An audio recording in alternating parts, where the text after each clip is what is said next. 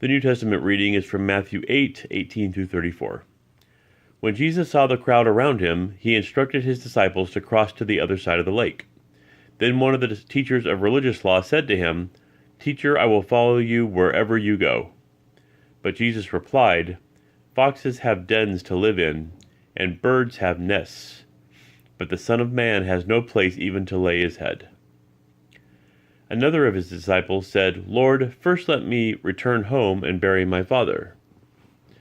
But Jesus told him, "Follow me now. Let the spiritually dead bury their own dead." Then Jesus got into the boat and started across the lake with his disciples. Suddenly, a fierce storm struck the lake, with waves breaking into the boat. But Jesus was sleeping. The disciples went and woke him up, shouting, "Lord, save us! We're going to drown!" Jesus responded, "Why are you so afraid? You have so little faith." Then he got up and rebuked the wind and waves, and suddenly there was a great calm. The disciples were amazed. "Who is this man?" they asked. "Even the winds and waves obey him." When Jesus arrived on the other side of the lake, in the region of the Gadarenes, 2 men who were possessed by demons met him. They lived in a cemetery and were so violent that no one could go through that area. They began screaming at him, "Why are you interfering with us, Son of God? Have you come here to torture us before God's appointed time?" There happened to be a large herd of pigs feeding in the distance. So the demons begged, "If you cast us out, send us into that herd of pigs." "All right, go," Jesus commanded them. So the demons came out of the men and entered the pigs, and the whole herd plunged down the steep hillside into the lake and drowned in the water. The herdsmen fled to the nearby town, telling everyone what happened to the demon-possessed men.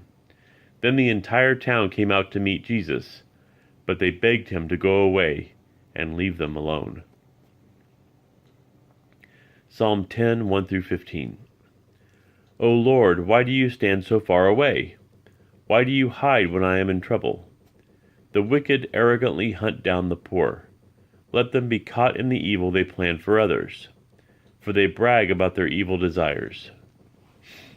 They praise the greedy and curse the Lord.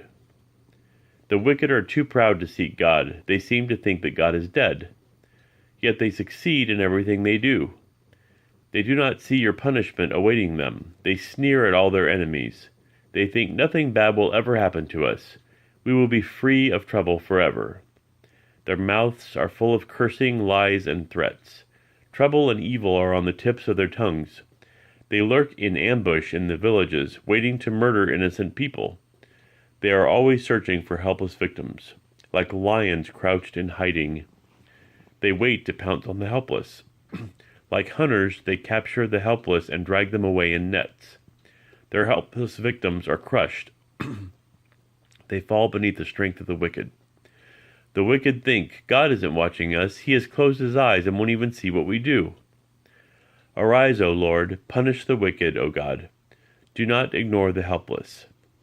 Why do the wicked get away with despising God? They think God will never call us to account. But you see the trouble and grief they cause. You take note of it and punish them. The helpless put their trust in you. You defend the orphans. Break the arms of these wicked, evil people. Go after them until the last one is destroyed. Proverbs 3, 7-8. Don't be impressed with your own wisdom. Instead, fear the Lord and turn away from evil. Then you will have healing for your body and strength for your bones.